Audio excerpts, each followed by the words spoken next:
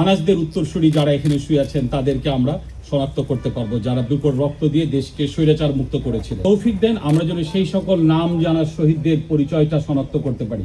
আমরা সরকারের পক্ষ থেকে আমরা এটি নিয়ে এতদিন ধরে কাজ করেছি। আমাদের সাথে আসছেন আন্তর্জাতিক বিশেষজ্ঞ, office of the high commission of the human rights, ওনারা কিন্তু এসেছেন সুদূর নিউজিল্যান্ড থেকে।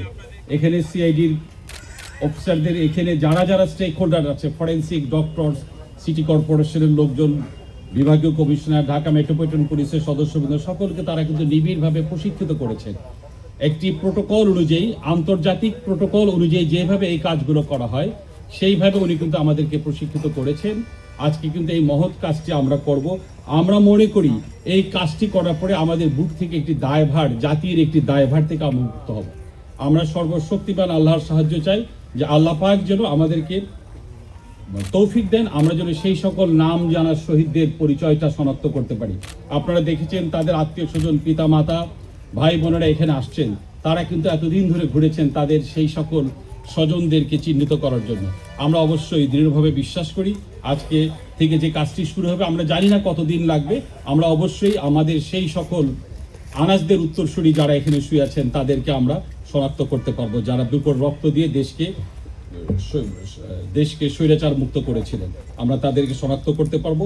এবং যে জিনিসটা আমরা আপনাদেরকে বলতে পাই, এর জন্য কিন্তু একটা ইন্টারন্যাশনাল প্রোটোকল আছে, যেটাকে মিনেসোটা প্রোটোকল বলা হয়।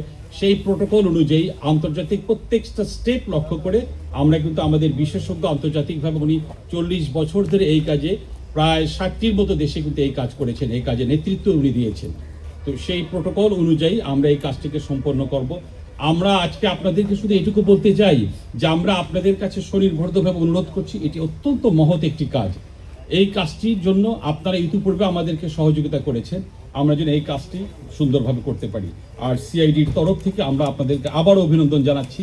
সেই সকল আত্মীয় স্বজন যারা এখানে আসছেন, সকলের আশাটা পূরণ হবে এই আশাবাদ ব্যক্ত করে আমি আপনাদের সকলের সহযোগিতা চেয়ে আমার বক্তব্য শেষ করছি। আমি দেশে দেশে সবার সাথে দ্য নিউজ।